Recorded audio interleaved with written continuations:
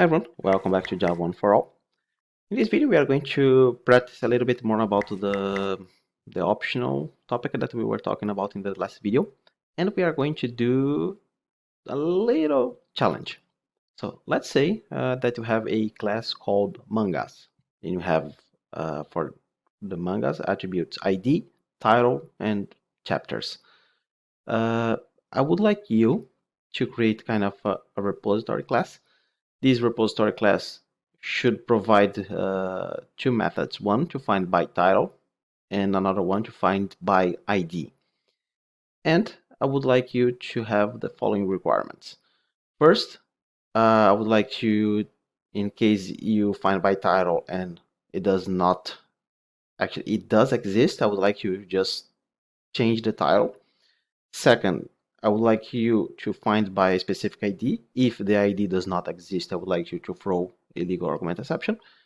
Third, I would like you to find by title. If the title does not exist, I would like you to create a new object. Everything using functional programming, optional, lambdas, predicates, and so on. Cool. I bet you don't remember anything that I said, but let's do it together. First, I would like to have a new domain package class manga. 3 attributes: private, could be long, but I will just create integer ID, private string file, and private int chapters, number of chapters. Cool. The next step, basic stuff, constructor with everything, getter and setter. I don't want to have the set ID. Yeah, I don't want to have the set ID because usually you don't change IDs. Once you have the object created with one specific ID, you do not change it.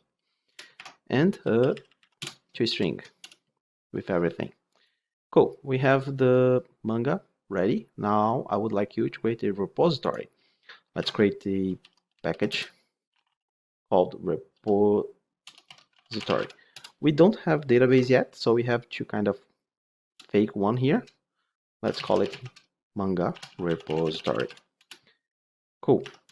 I need a list of mangas representing kind of what we have in a database. So list manga, package zzd optional, import, alt enter, mangas, list of new manga, ID 1, name Boku no Hero, chapters 50, and I will copy this entire object, Ctrl V. Chapters for this one will be 25. I will add semicolon at the end here. Name overlord, ID 2. Okay, so now we need two methods, one to find by ID and another one to find by title. Well, if you didn't watch DevDojo's videos, you would probably do something non-functional, but since you already know functional programming, we can go straight forward. So let's go first non-functional, so you may understand the difference again. Private static, I'm going to return optional manga because it may exist, it may not exist, it depends on the result. And I will call this find by title, and I'm going to ask here a title as parameter. Cool. Now we need a little bit of business logic. I will create here a manga that will be the manga found, and then I will call mangas, and then I will press alt enter. Let me do something like private static list. Okay, mangas dot. Now press alt enter, iterate. Okay, so if manga, this manga right here on line 13, dot get title dot equals what? The title that I'm getting as argument. So if this is true, I want to have found to be the manga.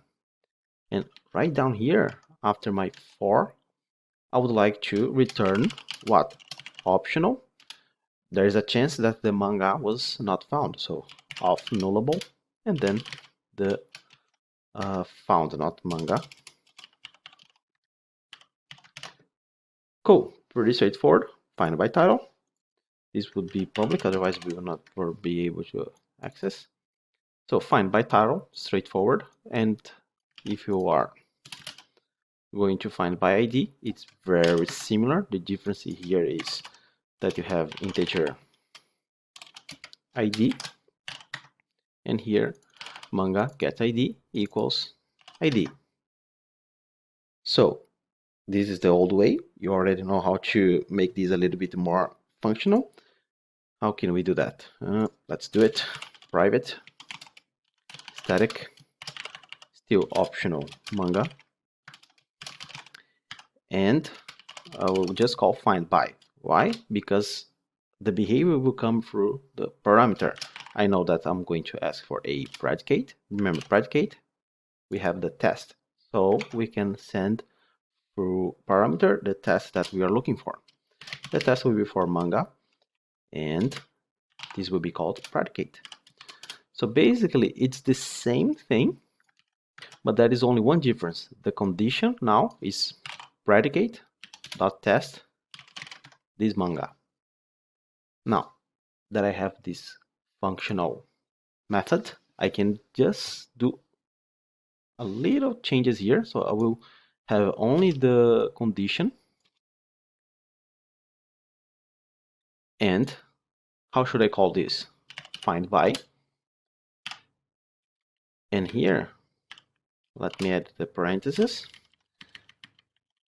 find by, and then manga, boom.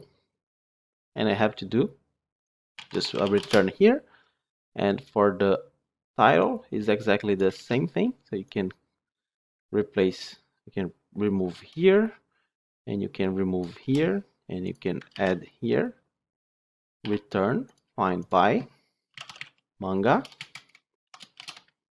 and just close parentheses and semicolon. There you go. So as you can see, much cleaner, straightforward, and now we will be able to use find by title or find by ID in our test that we are going to create right now. Java class optional test 02.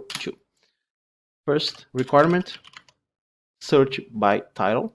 If you find, just change the title. Manga repository. So the methods are static. So find by title. Boku no Hero.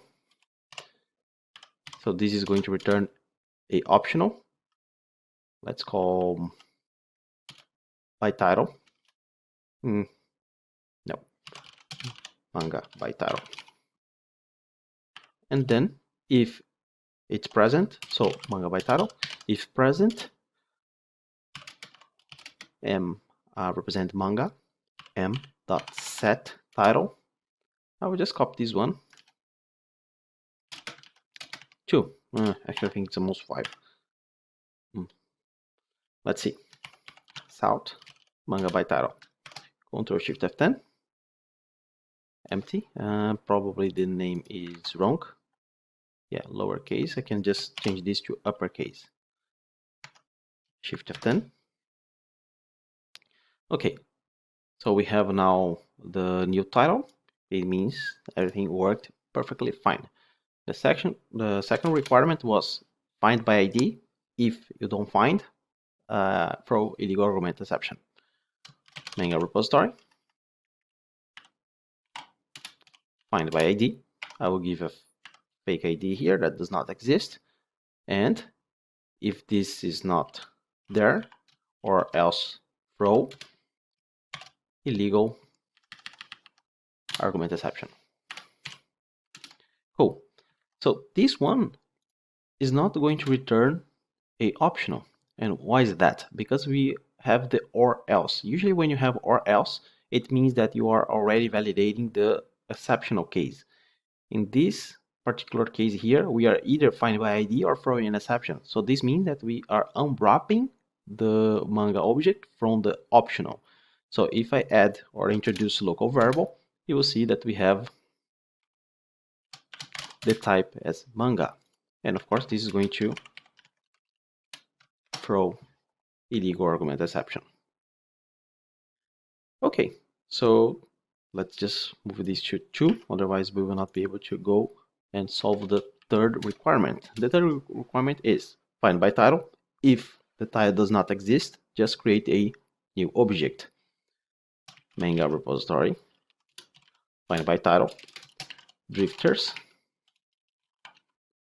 and if it does not exist, or else, and you have two options here, or else get or else. The difference is that or else does not accept the functional interface, so you have to basically create the object the old way.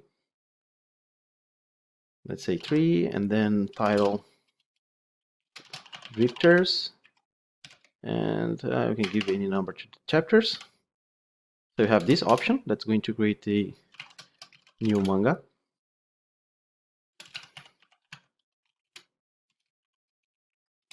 Ctrl+Shift F10.